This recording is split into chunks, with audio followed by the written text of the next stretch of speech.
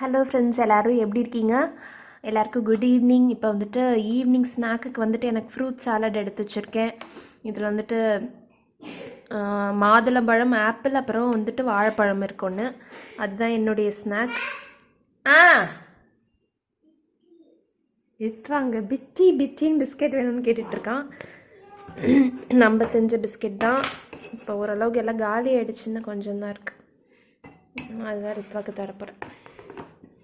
இந்தா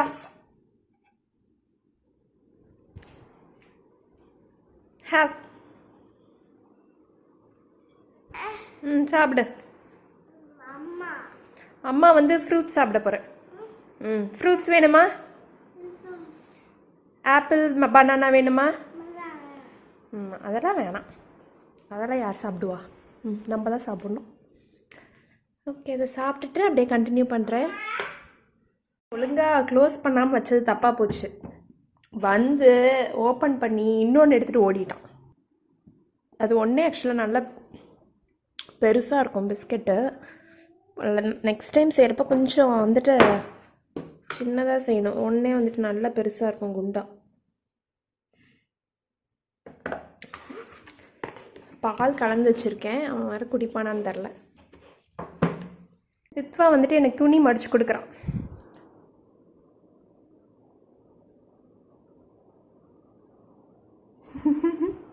சூப்பரா படிக்கிறானே. இனி ரித்வாவே அம்மாக்கு எல்லா துணியும் மடிச்சு கொடுத்துருவான். நீட்டா அம்மாவே எல்லாம் மடிச்சு கொடுத்துரும். அவ்வளோதான். ஏ ஏ ஏ இப்படியாட்ட மடிப்பாங்க? இப்படியாட்ட மடிப்பாங்க? புச்சு. இப்போ வந்துட்டு சப்பாத்தி மாவு பசைய ஆரம்பிச்சிடலாம். நான் எப்படி சப்பாத்தி மாவு சாஃப்டாக பண்ணுறேங்கிறத உங்கள் கூட ஷேர் பண்ணுறேன். இது வரைக்கும் நான் இந்த வீடியோவில் காமிச்சதில்லைன்னு நினைக்கிறேன். நான் சீரியஸாக நிறைய மெத்தட்ஸ் ட்ரை பண்ணியிருக்கேன். பட் வந்துட்டு எனக்கு கடைசியாக சாட்டிஸ்ஃபை ஆனது வந்துட்டு இதுதான். ஸோ அதை வந்துட்டு உங்கள் கூட ஷேர் பண்ணுறேன். எப்பொழுதும் சப்பாத்தி மாவு பசைறீங்கன்னா ஒரே மெஷர்மெண்ட் வச்சுக்கோங்க. சப்போ உங்கள் ஃபிக்ஸ்டாக தானே இருப்பாங்க, ஃபேமிலி மெம்பர்ஸ் எத்தனை பேர்னு உங்களுக்கு தெரியும்ல. ஸோ ஏதாச்சும் ஒரு டம்ளரோ கப்போ வச்சுக்கிட்டிங்கன்னா அதே வந்துட்டு ஒவ்வொரு டைமும் உங்களுக்கு புதுசாக நீங்கள் இது பண்ணிக்க தேவையில்ல. மாவு இவ்வளோ போடணும் அவ்வளோ போடணும்னு உங்களுக்கு குழப்பிக்க தேவையில்லை. நம்ம ஒரே மெஷர்மெண்ட்டில் நம்மளுக்கு எவ்வளோ சப்பாத்தி வரும்னு தெரிஞ்சிடும். ஸோ நான் வந்துட்டு இந்த டம்ளரில் வந்துட்டு ஒரு 1.5 கப்பு கிட்ட எடுப்பேன். 1.5க்கு கொஞ்சம் கம்மியாக எடுப்பேன். நிறைய போயிடுச்சு. சரி, ஓகே. இந்த டஸ்ட் இது பண்ண வச்சுக்கலாம். அதில் முக்கால்வாசி போட்டுட்டேன். நான் இந்த இதில் வந்துட்டு 1.5 கப் வந்து எடுப்பேன். இதோட வந்துட்டு என்ன நான் வந்துட்டு யூஸ் பண்ணுறேங்கிறத சொல்கிறேன். கொஞ்சமாக பார்த்திங்கன்னா உப்பு, அப்புறமா ஒரு டீஸ்பூன் சும்மா கொஞ்சமாக வந்துட்டு சர்க்கரை. இதை வந்துட்டு ஒரு மிக்ஸ் பண்ணிக்கோங்க. அப்புறமா வந்துட்டு ஒரு மாவு பொறுத்து ஒரு 2 டீஸ்பூன் கிட்ட வந்துட்டு நான் எண்ணெய் சேர்க்குறேன்.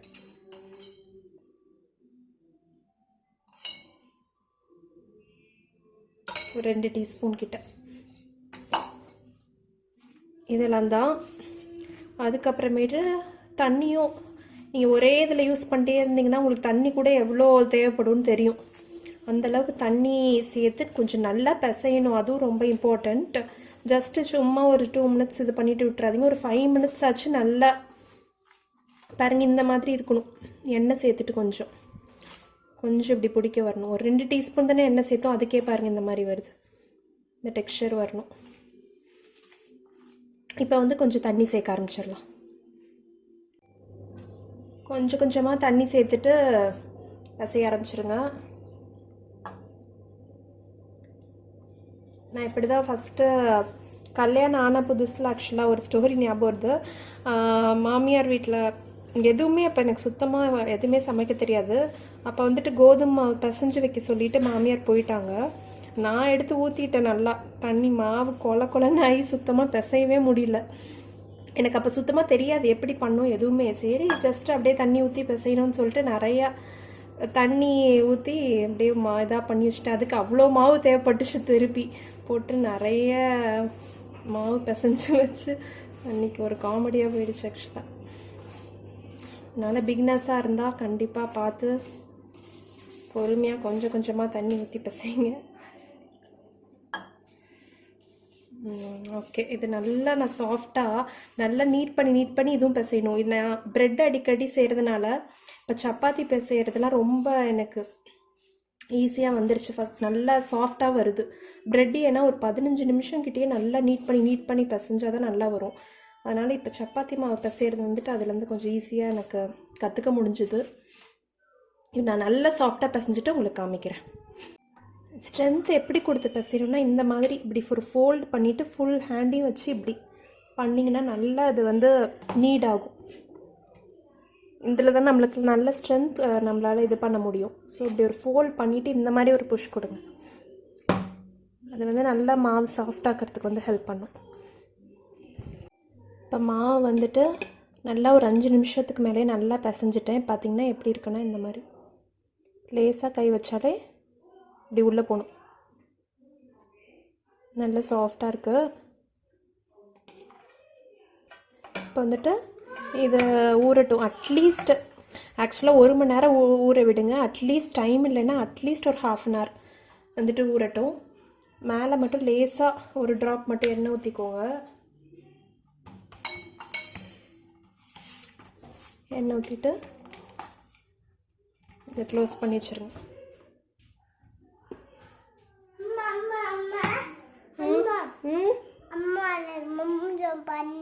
அம்மா மம்மு பண்றேன். வயிறு பசிக்குதா உனக்கு? கண்டுபிடிச்சிட்டா இவன். ஆமா, நீ இங்க கிட்ட வராத. கிட்ட மாவு கொடுத்தோன்னு வச்சுக்கோங்க, தேய்க்கிறங்கிற பேர்ல அந்த மாவை எடுத்து சாப்பிட்றோம். எப்படி நீ என்ன பண்ண? ஷேப் பண்ணியா? காமி. இருக்கிறதுலே சிம்பிளான பன்னீர் பட்டர் மசாலா, அதே சமயம் ஹோட்டல் ஸ்டைலில் டேஸ்ட் இருக்கிற பன்னீர் பட்டர் மசாலா எப்படி பண்ணுறதுன்னு காமிக்கிறேன். இது வந்து வீட்டில் இருக்கிறத வச்சே பண்ணலாம். ஃப்ரெஷ் க்ரீம் அந்த மாதிரிலாம் எதுவுமே தேவையில்லை. ஈஸியாகவும் பண்ணிடலாம். ஃபஸ்ட்டு ஒரு கடாயில் ஒரு 1/2 டம்ளர் இல்லை 1/4 டம்ளர் அளவுக்கு மட்டும் தண்ணி ஊற்றிக்கோங்க. அப்புறமா நான் கட் பண்ணி வச்சுருக்கேன் ஒரு பெரிய வெங்காயம், 3 தக்காளி, அப்புறமா ஒரு 4-5 பல் பூண்டு, ஒரு சின்ன துண்டு இஞ்சி. இதை வந்து அப்படியே நம்ம போட்டு வேக வைக்க போகிறோம். இதை ஃபஸ்ட்டு போட்டுடலாம். இதில் கிரீன் பால் என்ன? முந்திரி பருப்பு. இதை சேர்த்து வேக வச்சிடலாம். அதுக்குள்ளேயே வேங்க வந்துட்டான். இதை பாதுகாக்கிறதே எனக்கு பெரிய விஷயமா இருக்குடா. இது வந்து வேகட்டும். ஒரு 10 நிமிஷம் மூடி வச்சுருங்க. வெந்த பிறகு அரைக்க போகிறோம். 10 நிமிஷம் ஆகிடுச்சு. இப்போ எல்லாமே நல்லா வெந்திருக்கும். ஸோ இதை ஆஃப் பண்ணிவிட்டு கூலான பிறகு நல்லா பேஸ்ட்டாக அரைச்சிக்கோங்க. அதுக்கப்புறமேட்டு பார்க்கலாம். தக்காளி வெங்காயம் அது ஆறுற டைமில் எல்லா துணியும் மடித்து வச்சுட்டேன். வந்துட்டு அவன்கிட்டேருந்து காப்பாற்றி டக்குன்னு போய் உள்ளே வச்சுட்டு வந்துடலாம். இப்போ வந்து பன்னீர் பட்டர் மசாலா செய்ய ஆரம்பிச்சிடலாம். அதுக்கு ஃபஸ்ட்டு பட்டர் வந்துட்டு ஒரு டேபிள் ஸ்பூன் இல்லை 2 டீஸ்பூன் எல்லாம் வந்து சேர்த்துக்கோங்க. இது கூடயே இன்னும் கொஞ்சம் எண்ணெய் தேவைப்பட்டுச்சுன்னா சேர்த்துக்கோங்க. ஸ்பூன் கிட்ட எல்லாம் இருக்குல்ல, அது சேர்த்துக்கலாம். ஃப்ளேம் வந்து கொஞ்சம் அடுப்பு இது வந்து கொஞ்சமாக கம்மி பண்ணிக்கோங்க. கொஞ்சமாக மஞ்சத்தூளும், ஒரு பிஞ்ச் மஞ்சத்தூள், மிளகாத்தூள் காரத்துக்கு ஏற்ற மாதிரி நான் ஒரு 1/2 ஸ்பூன் தான் சேர்க்குறேன். ஏன்னா பன்னீர் பட்டர் மசாலா ரொம்ப ஸ்பைஸியாக செய்ய வேண்டாம். ஃபஸ்ட்டு அப்படியே இந்த பட்டரில் லேசாக இது பண்ணி விட்டுட்டு அப்புறம் நம்ம அரைச்சி வச்சுருக்கோம்ல வெங்காயம் தக்காளி பேஸ்ட்டு, அதை வந்துட்டு இதில் கொட்டிடலாம்.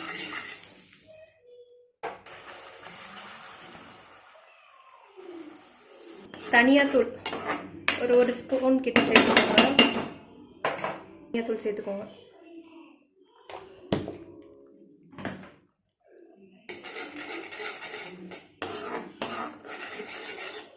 இதுக்கு வந்து கொஞ்சமாக தண்ணி ஊற்றி இதை வந்து நம்ம வேக வச்சிடலாம்.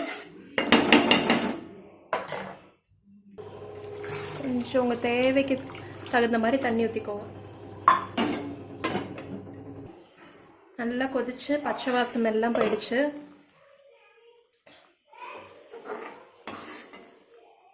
இது க்ரீமியாக இருக்குது பாருங்கள், நம்ம கேஷ்யூ நட்ஸ் சேர்க்கிறதுனால தான் அந்த க்ரீமி டெக்ஸ்சர் வருது.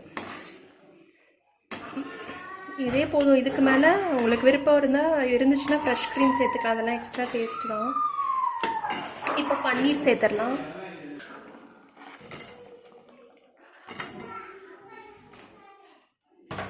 பன்னீரை வந்துட்டு நீங்கள் தனியாக பட்டரில் வந்துட்டு இது பண்ணி டோஸ்ட் பண்ணி போட்டால் இன்னமுமே நல்லா டேஸ்ட்டாக இருக்கும். நான் இப்படியே ஜஸ்ட் இன்றைக்கி போட்டு ஒரு 2 minutes மூடி வச்சிடலாம். அந்த டைமில் அப்படியே சப்பாத்திக்கும் போட ஆரம்பிச்சிடலாம். ஃபஸ்ட்டு நான் எப்படி பண்ணுவேன்னா, ஃபுல்லாக அதை நல்லா நீளமாக ரோல் பண்ணிவிட்டு பால்ஸாக வந்து எடுத்துருவேன். ஈவன் சைஸ்டாக இருக்கும் எல்லா சப்பாத்தியுமே. அப்படி பண்ணுங்க.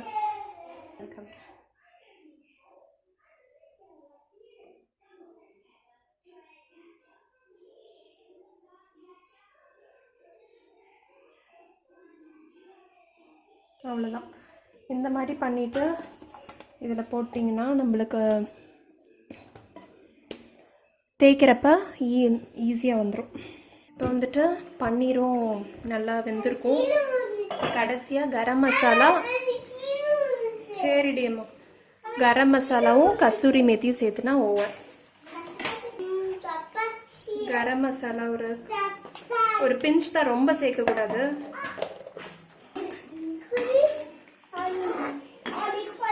டெக்ஸ்சர் வந்து சரியாக இருக்குது, கன்சிஸ்டன்சி.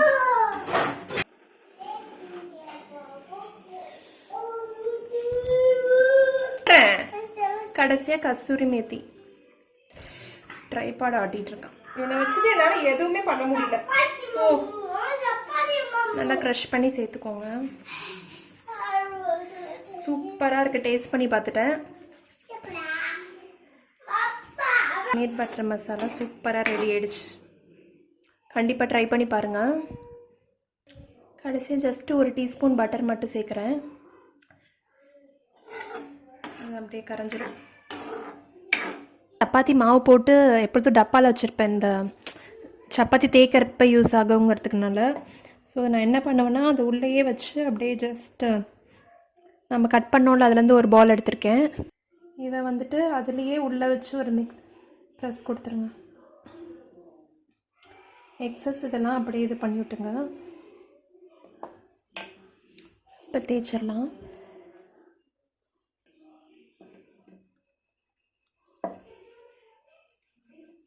நல்லா சாஃப்டாக பிசைஞ்சிருந்தா ஈஸியாக தேய்க்க வந்துடும். அப்படியே ரோல் பண்ணிடலாம்.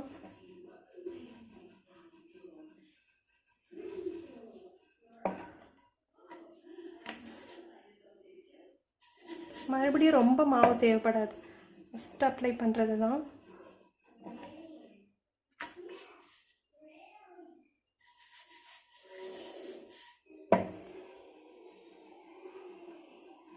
ஓரளவுக்கு ரவுண்டாக தேய்ப்பேன், அவ்வளோதான். ரொம்ப பர்ஃபெக்ட் ரவுண்ட்லாம் வராது, ஏதோ ஓரளவுக்கு ரவுண்ட். ரொம்ப சாஃப்டாக இருக்கும், தேய்க்கிறதுக்கே நம்மளுக்கு ஈஸியாக இருக்கும். நல்லா சாஃப்டாக மாவு பிசைஞ்சிருக்கப்ப. ரொம்ப இருக்குன்னு தின்னா தேய்க்கக்கூடாது. இந்த சைஸ் வந்து சரியாக இருக்கும். எடுத்து வச்சிடலாம். இந்த மாதிரி தான் எல்லாமே தேய்ச்சி எடுத்துக்கலாம்.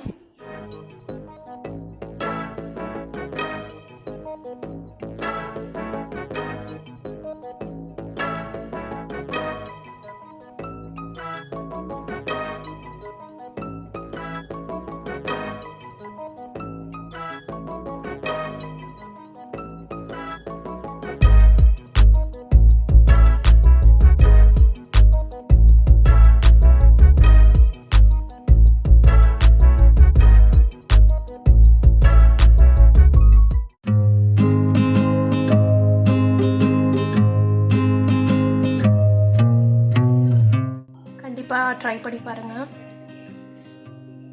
இப்போ வந்து சப்பாத்தி போட ஆரம்பிச்சிடலாம்.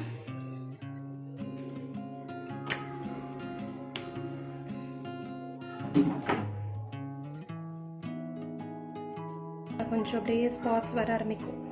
அதுக்கப்புறமேட்டு திருப்பி போடுங்க. எப்பொழுதும் திருப்பி போட்டுருலாம். பாருங்க, நல்லா உப்பி வருது பாருங்க.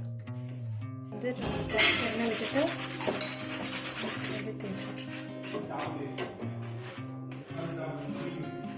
நல்லா ஈவனாக குக் ஆகும்.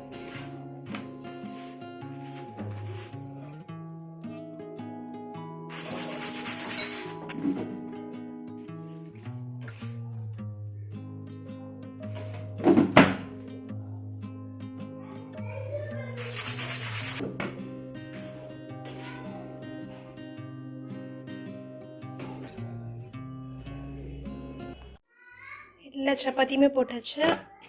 போயிட்டு சாப்பிட போகிறோம். ரித்வாக்கு போய் ஊட்டிட்டு வர போகிறேன். எவ்வளோ சாஃப்டாக இருக்குன்னு அப்படியே 2 விரலில் பிச்சிடலாம். செம்ம சாஃப்டாக இருக்குது. மசாலா